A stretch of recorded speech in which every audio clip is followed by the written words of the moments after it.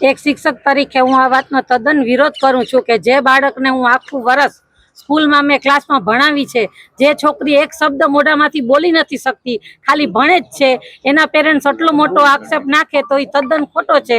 અને ક્લાસનું પ્રૂફ એટલું છે કે પૂરેપૂરો વિડીયો કેમેરા શૂટિંગ પેરેન્ટ્સને બતાવેલું છે કે એ બાળકી એક જ જગ્યાએ 3 કલાક બેઠી છે, ત્યાંથી ઊભી બી નથી થતી. અને મોટો આટલો બધો આક્ષેપ નાખે તો હું પેરેન્ટ્સને એવું પૂછું કે એ ઘરની બહાર બી ક્યાંક જાય છે તો બીજે તપાસ કરે. પણ જે વિદ્યાર્થીને શિક્ષા આપતી હોય જે ટીચર, એના માટે આટલો ખોટો આક્ષેપ સ્કૂલ ઉપર અને શિક્ષા ઉપર ન નાખે એવી મને નિવેદન છે. કારણ કે એક શિક્ષક તરીકે આ વસ્તુ મને બહુ જ મારા ઉપર ઈગો મારો હર્ટ થયો છે.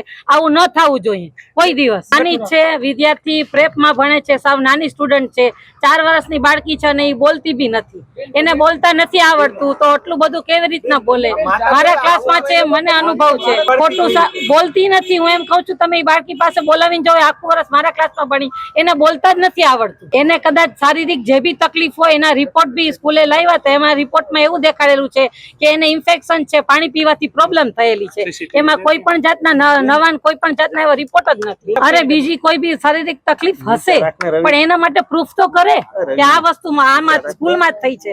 સ્કૂલ થી તો 1% આ વસ્તુ સાબિત નથી થઈ. સીસીટીવી 100% કેમેરા ચેક કરવા સ્કૂલે આવી શકે છે. પેરેન્ટ્સ ને બતાવેલા છે, એ જોઈને ગયા છે કે એમ એવું કઈ આવ્યું જ નથી, ક્યાંય સાબિત જ નથી થયું. આ વસ્તુ મૂકવા આવે છે અને વેન માં પાછી રિટર્ન માં જાય છે. હા, તદ્દન વિરોધ છું આ વાતનો. હું સ્કૂલ નવી બની ત્યારથી છું અને મને આ શિક્ષણમાં 10-15 વર્ષનો અનુભવ છે.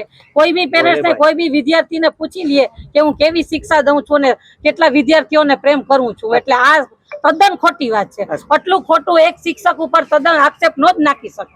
આ એક શિક્ષક તરીકે બધાને શરમજનક ઘટના કહેવાય. આટલું કે તો બીજા વિદ્યાર્થી કોક દિવસ આ વિચાર કરશે, કોક દિવસ ટીચર કે કેમ સ્કૂલમાં નોકરી કરવી એમ. સાંજ સમાચાર ફેસબુક પેજને લાઇક કરો, વિડીયો શેર કરો અને વધુ વિગતવાર સમાચાર માટે sanssamachar.net વિઝિટ કરો.